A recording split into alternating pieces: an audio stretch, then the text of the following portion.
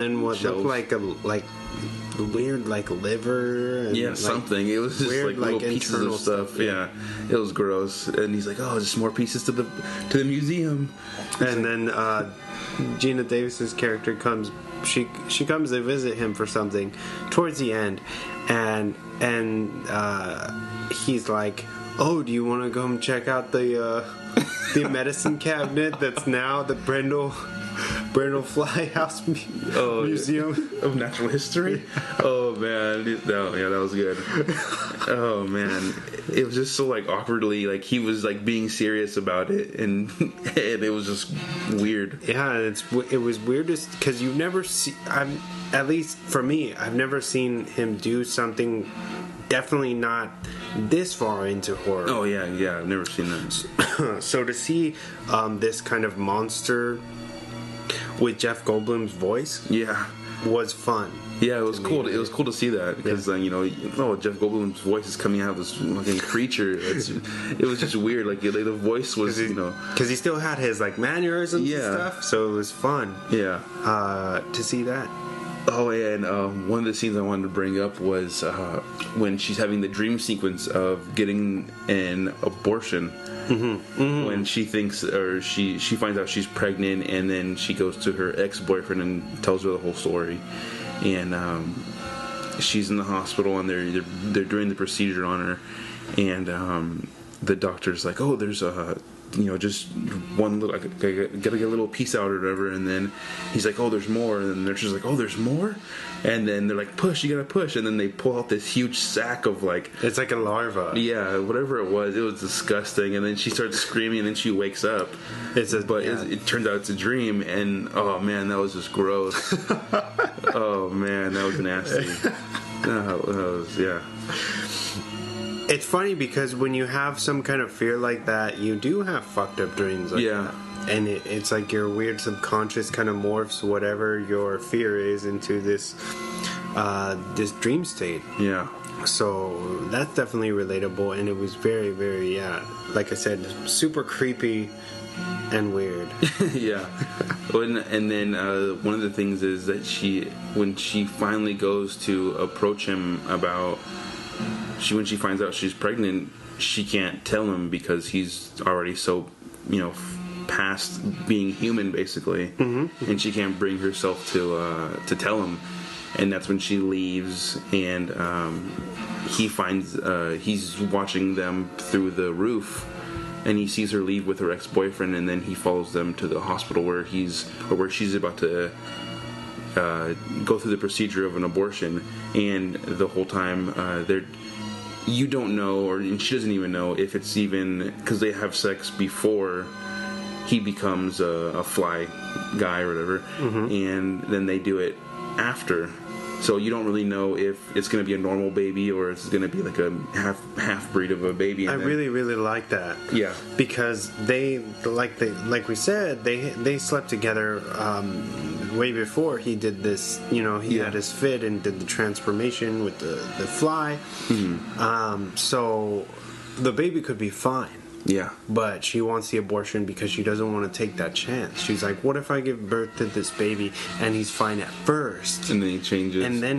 Yeah. So it's almost like she doesn't want to go through that trauma twice, which is understandable, but it's like, that's playing into something in real life where it's like, damn, that's a hard decision. You know what I mean? What would you do? And I thought it was really interesting that he's able to hear that from the rooftop, and he basically pleads with her. He takes her out of the abortion clinic, and he's like, please don't do this. The baby is my last chance that might be the only thing that... The last remnants of me, of my human self. Left. Yeah. So please have the baby or whatever. And she still doesn't want to. So then he comes up with this crazy mastermind plan of let's I'm gonna morph you, me, and the baby together because that's gonna be more human than I could ever be. Yeah, just totally just like that's. But by that time, he's like a mad scientist, like not even thinking straight. Yeah, he's like, we'll be the ultimate family, three lives in one body. You know, it's like you, me, the baby, and it's like, oh man, that's some human centipede type of stuff. Have you seen that? Yeah, I have seen that. I've seen the first one and the second one. You watched the second one? I think I've seen the second one. The second one. It's in black and white. Yeah. The entire I actually didn't. I actually didn't see the ending. I know what happens at the end with when she escapes. Did you see that second one? Right? Yeah. Okay. And I know we're getting off topic, but it's whatever.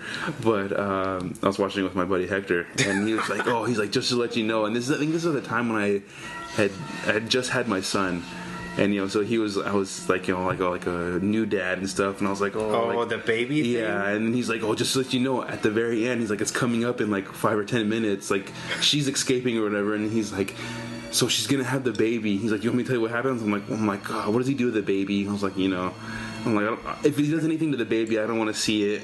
And he's like, no, she's driving, and then like the baby comes out, and then she's like smashes the baby's head or something, or in between the gas. The pedal. Yeah, he's like, because the gas won't go, so the baby's in between the pedal, and then she smashes on the gas or something, and then she smashes the baby's head, and I'm like, oh my god. I was like, no.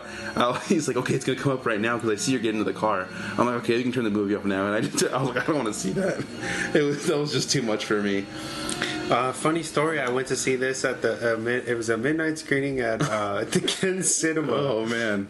And there was a lot of people there, but yeah, Human Centipede 2, and yeah, that was one of the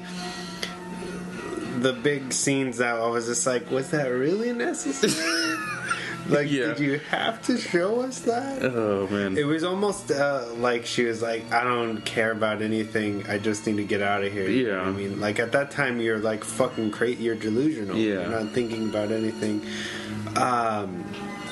It was that scene, and then the scene where he they refuse to poop in each other's mouths, so he like shoots he injects all the laxatives or whatever. Oh man! And then that's the only color in the film is the poop. Yeah. Wow, dude! Like that director, man, Tom Six, I think. Did he do both of them? Yeah, and there's a third one. There's a third one, yeah. Isn't the third one in the prison? Where they're in the prison. I saw that one too. It's pretty gnarly. But I think 2 still takes the cake, dude. 2 is like hard to watch. It's like a snuff film. Yeah, where you're like, how did they even pay these people to fucking do this? How did they do this? Exactly. And then they mentioned Quentin, like there's a Quentin Tarantino reference where the girl from the first film, she thinks she's going to a movie. Yeah, is going to an interview with Tarantino, but it's really just like it's just that weirdo security guard guy. Oh man, that was the first one was alright. Like I didn't like the first one. Didn't like it. I was like, oh, that's fucking gross. But I wasn't like, not like the second one. Yeah, once you put on the second one, you're like, oh, the first one's not so bad. Yeah. Let me put the first one on. Watch that again. Oh yeah, and I didn't even. I feel bad for you because you saw the ending. I didn't see the ending. I just have what's in my head just to from what my buddy told me. But I'm sure my imagination is probably worse, but maybe not. But I can't believe that it's been that long since I went to go watch it that year, because your son's big now. Yeah, he's 4. But yeah, that's yeah, those movies are crazy. Oh man, what were we talking about before this? Just basically the conclusion of the film. Okay, yeah, that's right. But I also have an interview with Cronenberg, and it goes back to the initial release of this, and they're basically talking to him about why he chose to do a horror film and so on. So do you want to hear that? Yeah, let's hear that. That'd be cool. All right, cool. Here it is, guys. A little nod to the original there. Jeff Goldblum and Gina Davis in David Cronenberg's The Fly. Director David Cronenberg, the man who they call Canada's Prince of Horror joins me now. Welcome, I was David. a Baron once. I guess I've been demoted. But anyway, yeah. Baron, Prince, the same levels. At The Fly last night, yours truly, perhaps almost in the same way as, we lost our poster here, in the same way as we did in the original, I walked out upset, not only by what happened to my favorite character, Goldblum, but by the gory, horrifying scenes I had seen. Is that success to you, I have to ask? Well, you'll have to tell me. I mean, it is a horror film, and there are people who go for professional reasons who might not necessarily go to horror films ordinarily. They will probably have difficulty with the film. It is a horror film, but of course, as you yourself can vouch for, it is also it's a romance. It's a love story. It's very emotional. It's very passionate. It's not a gore fest. It's not a slasher movie. It's also very funny, not in a sense of parody or camp, but it's an ironic and darkly humorous film, I think. And it's not, gore is perhaps is the most spectacular aspect of it, but it's certainly not all that there is in the movie. Well, I agreed, and I only saw half of it because of the rest of the time I was turning away with the rest of the audience.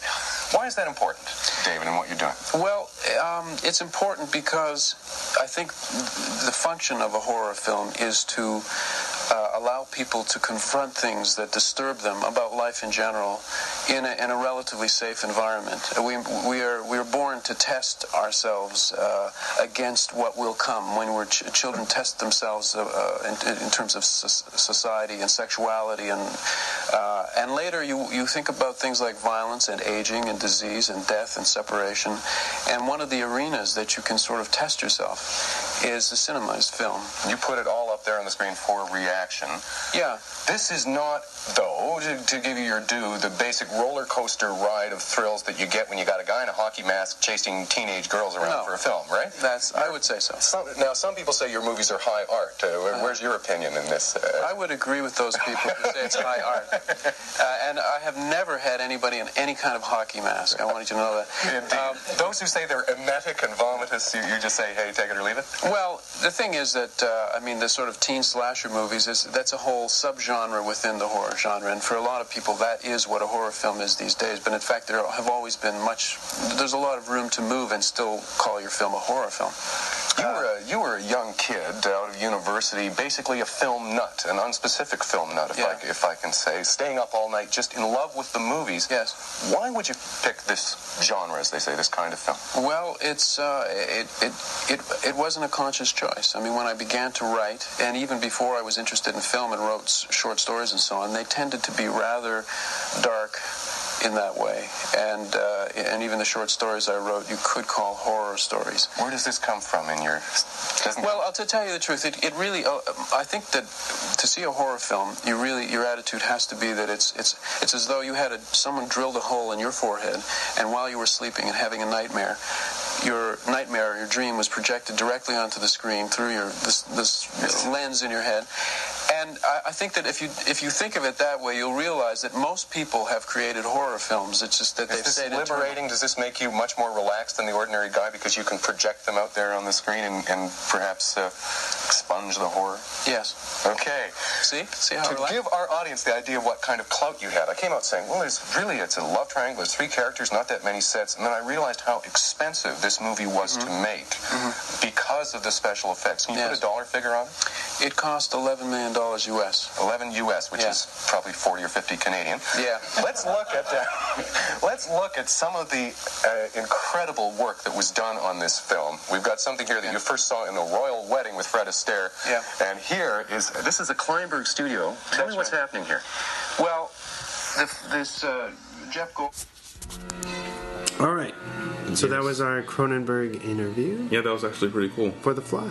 And I like how he described a horror movie as just pulling someone's nightmares out and using that and your creative ability to make a movie or to make any type of literature or anything. Well, I feel like all the good ones at least are very much that they're taking kind of phobias like our general phobias, and turning them into motion picture. Yeah. And that's why things like the universal success of it, because it plays off of, you know, like this monster that thrives on your fears. Yeah. And what's more scary than that? It's funny that people argue that movie's not scary, and it's like, yeah, it feels like an epic film, and it's not like, oh, maybe you're not jumping out of your seat or whatever, but at its core, yeah. Oh yeah, definitely. It is very scary. Yeah.